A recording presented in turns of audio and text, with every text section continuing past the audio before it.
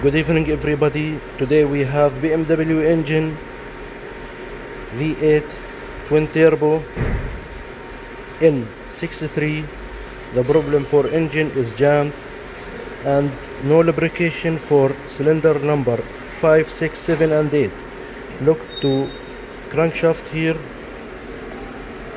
and also we will change the pistons, and here also is heating.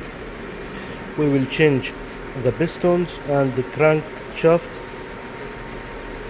and bearing, and this is all parts for the engine. Here bearing number 1, 2, 3, 4, 5. Look, 5 here is heat. Look here, 6 is heating also. Number 7, number 8.